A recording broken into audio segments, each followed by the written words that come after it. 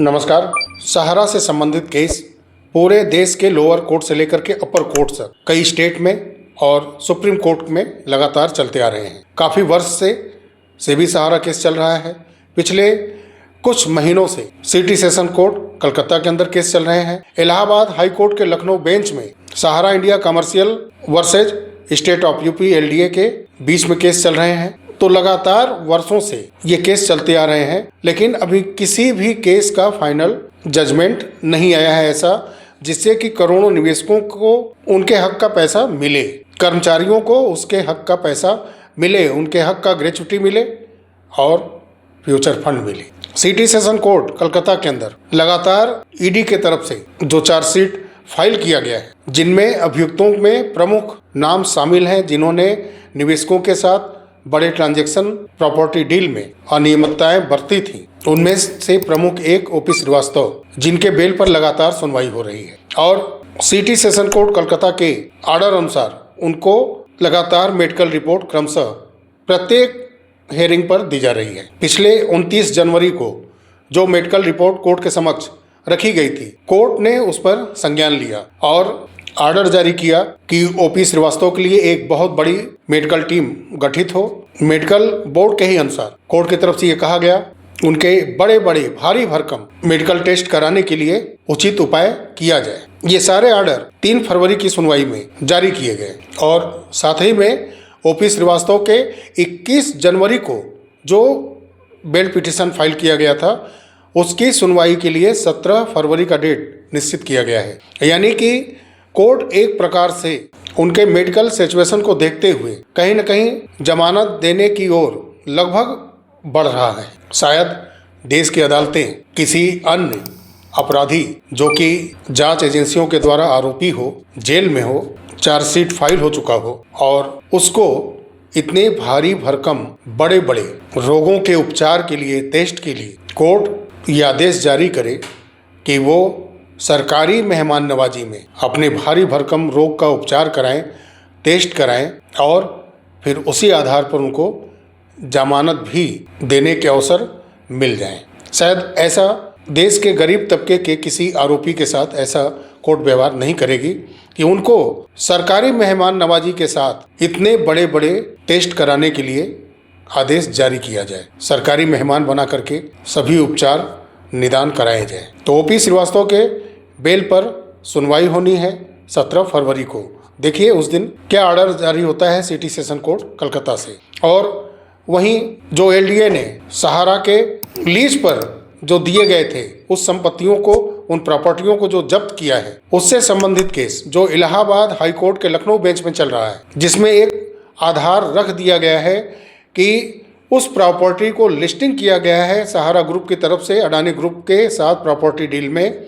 इसके वजह से उस पर इस समय सुनवाई आगे बढ़ाया जाए और हो भी यही रहा है। उसको एक 2006 से चले आ रहे एलडीए के साथ केस में अटैच कर दिया गया है और उसकी सुनवाई लगातार उस तरह से चल रही है और डेट पड़ रहे हैं 9 जनवरी से कंटिन्यू थोड़े थोड़े हफ्ते पर और उसको सुना जा रहा है, फिर नेक्स्ट डेट मिल रहा है। इस तरह से वो केस को आगे बढ़ाया जा रहा है। क्या सहारा के पास कोई ऐसा रजिस्ट्रेशन पेपर, एग्रीमेंट पेपर नहीं है कि वो इलाहाबाद के लखनऊ बेंच के अंदर ये साबित कर पाएँ कि वो शिकार हुए हैं स्टेट ऑफ यूपी के, एलडीए के? ये पेपर है एग्रीमेंट के, ये रजिस्ट्रेशन के पेपर हैं, ये तमाम हमारे एग्रीमेंट के पेपर हैं जिनके आधार पर यह साबित होता है कि वो प्रॉपर्टी अभी हमारे पास रहेगी। बीच में डेट पड़ रहा है, आप देखिए क्रमशः ये डेट पड़ रहे हैं, कोई भी सुनवाई नहीं हुई है, कोई भी आर्गूमेंट वगैरह रखने की बात नहीं हो रही है, सिर्फ नेक्स्ट डेट हियरिंग के रखे जा रहे हैं। तो अगर सहारा के पास पेपर वर्क अच्छे हैं तो शायद वो स्टेट ऑफ यूपी से ज़मीन वापस, अपनी प्रॉपर्टी वापस ले सकती थी। खैर अब देखते हैं कि इसमें आगे होता क्या है। सेबी सहारा केस अडानी ग्रुप के साथ जो प्रॉपर्टियों की डीलिंग है उसकी आड़ में इसको कब तक खींचा जाता है आगे। और वहीं सबसे महत्वपूर्ण बड़ा केस सेबी सहारा केस, जो कि 17 नवंबर को आखिरी बार सुना गया था और कोर्ट ने स्वयं ऑर्डर किया था कि 6 वीक के बाद इस केस को रजिस्टर कर लिया जाए, यानी 6 सप्ताह के अंदर सभी को अपने पेपर वर्क कंप्लीट करने के साथ साथ ही कोर्ट को सबमिट करना था।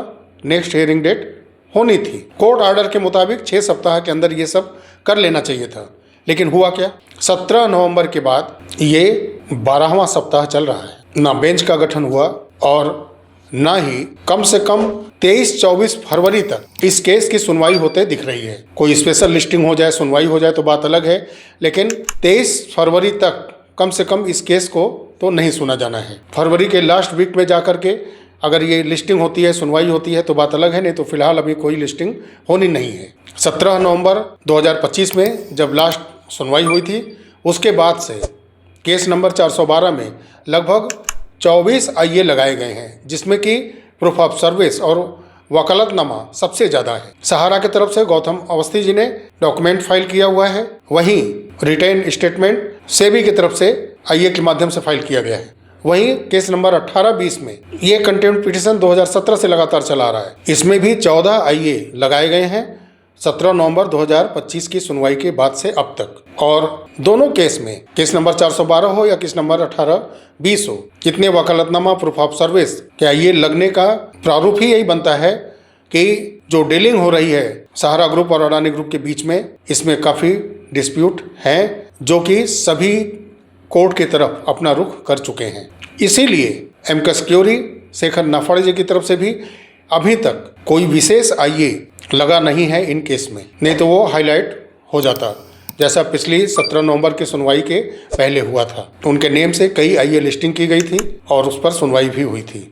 हमारे देश की सरकार, जिसमें सहकारिता मंत्रालय, वित्त मंत्रालय इस केस में सहभागी बनना चाहते थे, वो भी अपना विचार रखना चाहते थे। इस डील में सरकार का रुख वो स्पष्ट करना चाहते थे, वो भी अभी तक कहीं से नहीं दिख रहा है कि वो इस केस में कितनी तैयारी करके आगे आ रहे हैं। तो देश की सरकार हो या प्रदेश की सरकारें हो या देश के जितने भी संवैधानिक संस्थाएं हो या सहारा ग्रुप हो, सारे लोग कहने को तो पूरे देश के प्रत्येक नागरिक के लिए, उनके हित के लिए काम कर रहे हैं। सुप्रीम कोर्ट देश के प्रत्येक व्यक्ति को न्याय देने के लिए बैठा है। देश की सरकार देश के प्रत्येक व्यक्ति को उसके हक और अधिकार के लिए हमेशा कार्यरत रहती है, ऐसा देखा जाता है और देश की सरकार की तरफ से ऐसा दिखाया भी जाता है। राज्य की सरकारें अपने तरफ से लगातार प्रयास करते हुए नजर आती हैं सहारा के करोड़ों निवेशकों के लिए। वहीं सहारा की तरफ से वर्षों से यही कहा जा रहा है कि वो निवेशकों के हक की लड़ाई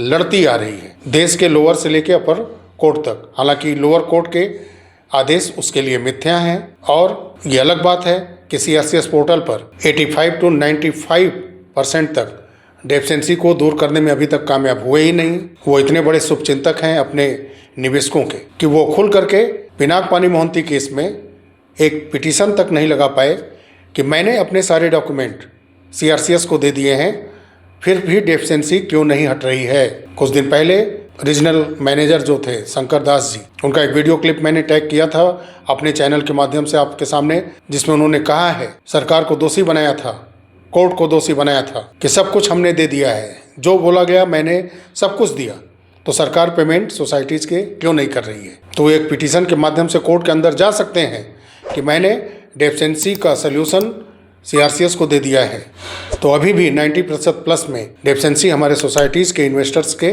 क्यों हैं। तो ये सारे शुभचिंतक हैं। सहारा अपने निवेशकों का, अपने एजेंट का, अपने कर्मचारियों का सबसे बड़ा शुभचिंतक है।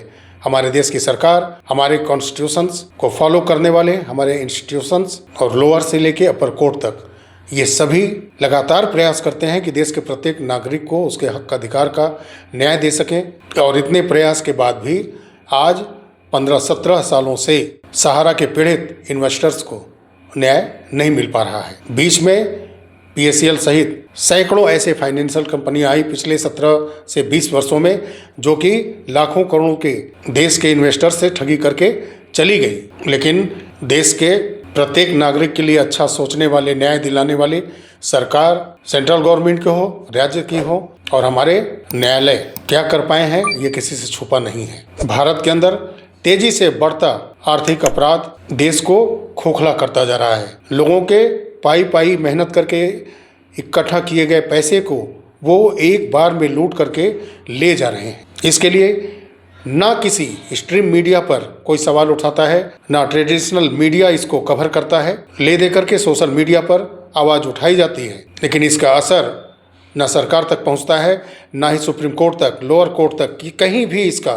किसी कॉन्स्टिट्यूशन इंस्टीट्यूशनल में कोई सुनने वाला नहीं। ये सभी लोग जनता के लिए सोचते हैं। वोट जनता का चाहिए, पैसा भी लूटा जा रहा है जनता का, लेकिन करने वाला कोई नहीं है। जबकि सभी लोग बैठे हैं हम सभी देशवासियों के सुरक्षा के लिए, सम्मान की सुरक्षा के लिए, आर्थिक सुरक्षा के लिए, लेकिन मिलता इन सभी लोगों से कुछ नहीं है। देश की जनता को सिर्फ उम्मीद और आशा की किरण दिखाते हैं, वोट लेते हैं, सत्ता पर काबिज होते हैं, शासन करते हैं। चलिए साथियों, मिलते हैं बहुत जल्द अगले वीडियो में। तब तक के लिए नमस्कार। जय हिंद, जय भारत, वंदे मातरम।